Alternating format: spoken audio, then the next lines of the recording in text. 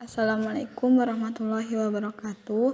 Kami dari kelompok 1 akan menjelaskan keragaman dalam organisasi yang disusun oleh Mega Milenia Febrianti, Syarifah Puji Lestari, dan Nurhopipah. Topik pembahasan yang pertama, definisi dan bentuk keragaman dalam organisasi. Yang kedua, ciri-ciri keberagaman organisasi. Yang ketiga, manfaat keberagaman organisasi. Definisi dan bentuk keragaman dalam organisasi. Pengertian keragaman menurut Frederick and Judith adalah identitas sosial kelompok yang meliputi suatu organisasi. Menurut James L. Gibson adalah perbedaan fisik dan budaya yang sangat luas sehingga menunjukkan aneka macam perbedaan manusia. Menurut Harriet adalah sekumpulan tenaga kerja yang beragam. Maka kami simpulkan bahwa keragaman adalah di mana individu satu dengan individu yang lain mempunyai karakteristik yang berbeda-beda dalam hal usia, etnis, jenis kelamin, ras, dan kemampuan fisik. Selain itu, definisi lain dari diversitas yaitu keragaman yang disebabkan adanya perbedaan pendapat, budaya, dan latar belakang pendidikan yang dimiliki oleh masing-masing individu. Definisi dan bentuk keragaman dalam organisasi. Pengertian organisasi. Pengertian organisasi menurut Brecht adalah suatu bentuk sistem terbuka dari aktivitas yang dikoordinasi untuk dua orang atau lebih untuk mencapai suatu tujuan bersama. Menurut Kochler adalah sistem hubungan yang terstruktur guna mengkoordinasikan usaha sekelompok orang untuk mencapai tujuan tertentu. Menurut James Demoney adalah bentuk setiap perserikatan manusia untuk mencapai tujuan bersama. Di sini kami dapat menyimpulkan bahwa organisasi adalah sistem hubungan yang dijalankan dengan pembagian fungsi pekerjaan sesuai dengan tupoksi atau keahliannya masing-masing guna mencapai tujuan yang sudah disepakati bersama. Bismillahirrahmanirrahim. Saya Mega Milenia Febrianti akan mencoba menjelaskan slide mengenai definisi keragaman dalam organisasi. Setelah memahami apa itu keberagaman dan organisasi, maka dapat disimpulkan bahwa keragaman dalam organisasi adalah keragaman antara individu satu dengan individu yang lain, yang dimana antara individu tersebut mempunyai karakteristik yang berbeda-beda dalam hal usia, etnis, jenis kelamin, ras, dan kemampuan fisik. Selain itu, definisi lain dari keragaman atau diversitas itu keragaman yang disebabkan adanya perbedaan pendapat, budaya, juga latar belakang pendidikan yang dimiliki oleh masing-masing individu. Dan kita sudah memahami bahwa memang latar belakang tersebut memang bisa mempengaruhi keberagaman dalam suatu organisasi. Namun disitulah bentuk keragaman yang akan ada dalam suatu organisasi tersebut. Karena tanpa keragaman tersebut, maka tidak akan ada bentuk keragaman dalam suatu organisasi. Selanjutnya saya akan menjelaskan tentang bentuk keragaman dalam organisasi. Sebetulnya secara tidak langsung tadi saya sudah memaparkan dalam definisi keragaman dalam organisasi.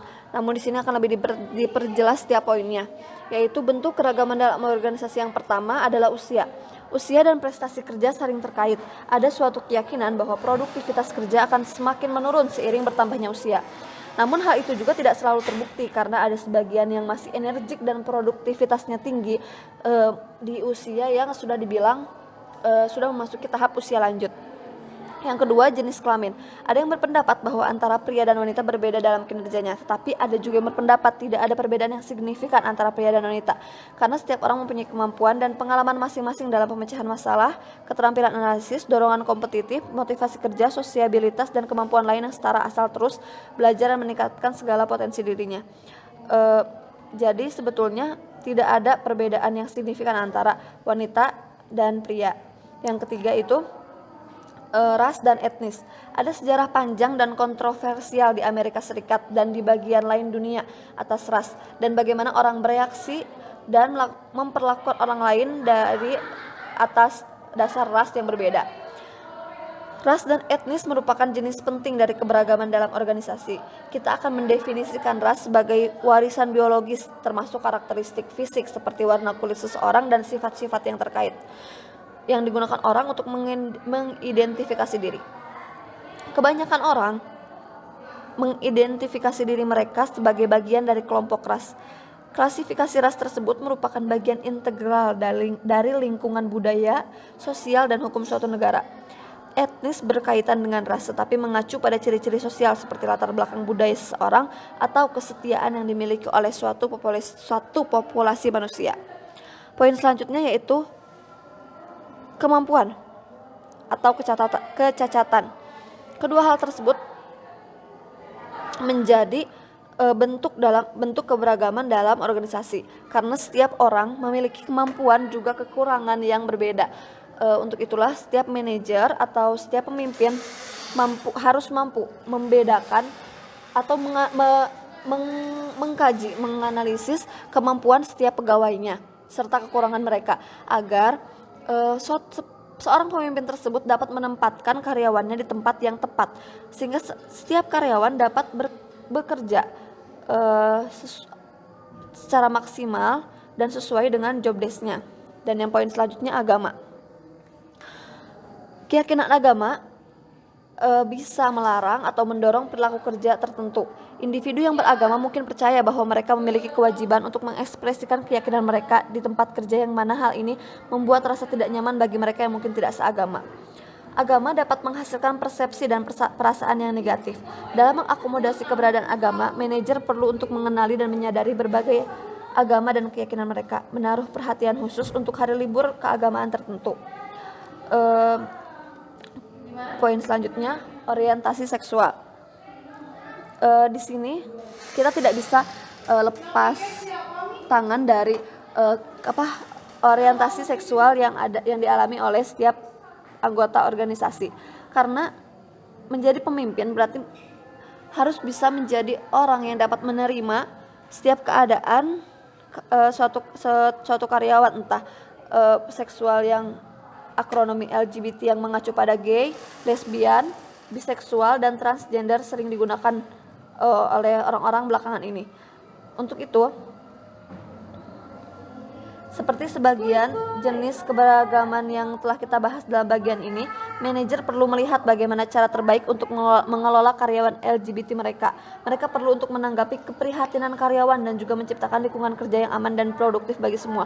Sehingga pemimpin mampu mengenali situasi dan kondisi di mana pegawai-pegawainya dapat bekerja dengan nyaman meskipun mereka dalam orientasi seksual yang berbeda.